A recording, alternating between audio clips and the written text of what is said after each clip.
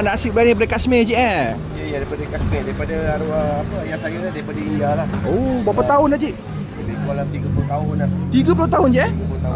Apa ada dalam ni? Ada rencana, ada gajur, kismis dan macam-macam bagilah dia. Lengkap lah cik Lengkap. Makan memang rasa memang alhamdulillah. Nasi aja berapa ringgit cik? Nasi dia RM7. RM7 Ada siap kuah campur lagi bagi. Okay, yang ni kita punya biryani kambing lah. Kambing. Satu bekal ni RM12 lah. Satu bekal RM12 je Ya. Ada siap kentang lah.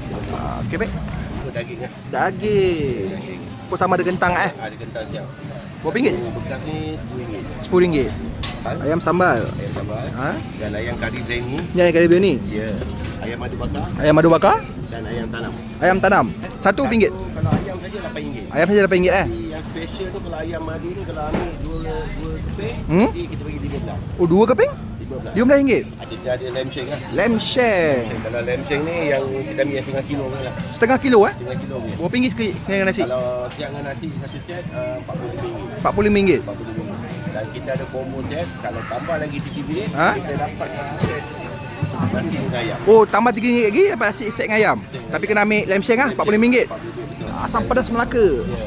Dan kita ada buat siakap. Cakap? Satu tray ni semua RM15. Semua RM5 Dan kita ada jenak laut. Jenak laut. Ya, kepala ni 25 lah. 25 je Kepala ni. Oh, okey, cantik besar je. Besar.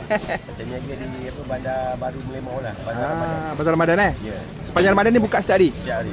Jam apa? Jam pukul 3 dah boleh lah. Dah boleh on dulu lah. Sampai habis lah. Habis kedai? Kedai ada dekat Melaka Raya. Kita ada buat buffet. Di Melaka Raya oleh orang Yasin. Start pukul apa? Daripada pukul 6 dah boleh datang lah. Dah boleh datang boleh lah. buat team order boleh ke. Tapi kita buka hari besok, hari Sabtu dah start sampai seterusnya. Okay, baik. Okay, macam tu saya buka puasa dulu je Boleh. Terima kasih.